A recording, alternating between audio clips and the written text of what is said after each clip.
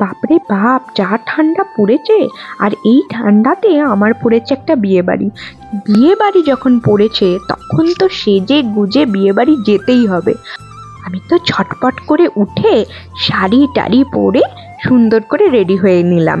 দেখো তো আমাকে কেমন লাগছে এই লুকটাতে।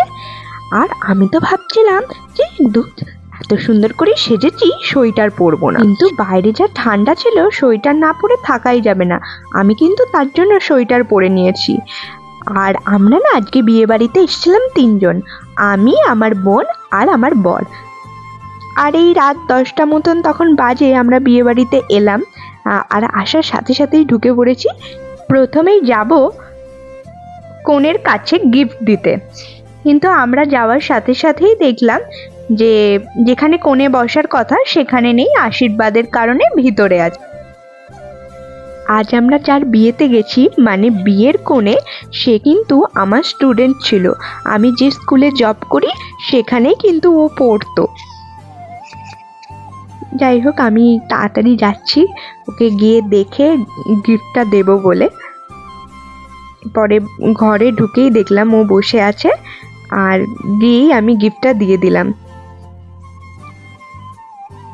এরপর ওখান থেকে বেরিয়ে সোজা আমরা চলে যাচ্ছিলাম খাওয়ার জায়গা। আর তার আগে এখানে স্টল ছিল, তো আমাকে বলছিল আমার বর যে ফুচকা খাবি, পকোড়া খাবি। আমি বলছি না না, এসব কিছু খাবো না, তাহলে এখনই খেতে বসে খেতে পারবো না। তো তাড়াতাড়ি আমরা চলে গেলাম প্যান্ডেল। ও বাবা, প্যান্ডেলের ওখানে এসে দেখি প্রচুর ভিড়, সেই জন্য আমরা দাঁড়িয়েই ছিলাম প্রথমে অনেকক্ষণ। তোমাদের দেখায় যে কতটা ভিড় ছিল, তাহলে তোমরা বুঝতে পারবে। আর এত ঠান্ডায় তো বাইরে কোনো লোক ছিল না, সব কিন্তু এই প্যান্ডেলের মধ্যেই। অবশেষে কিন্তু আমরা খাওয়ার জায়গা পেয়ে গেছি। আর এই ছিল আজকের মেনু কার্ড। এরপর খেতে বসে আমি আর বোন তো খুব গল্প করছি। গল্প করতে করতেই কিন্তু আমাদের প্লেট, জলের বোতল আর সঙ্গে কিন্তু চিকেন সাটেও চলে এসেছে। আর বোনের মুখের হাসি দেখেছো সাটে দেখে? তো খিদেও পেয়েছিল প্রচণ্ড, তো চিকেন সাটেটা জাস্ট দারুণ করেছিল। তারপরেই চলে এসেছিল মেনুতে রুমালি রুটি আর তড়কা, সেটাও খেতে বেশ ভালো লাগছিল। এর পরের মেনুতে ছিল রাইস আর চিকেন কষা,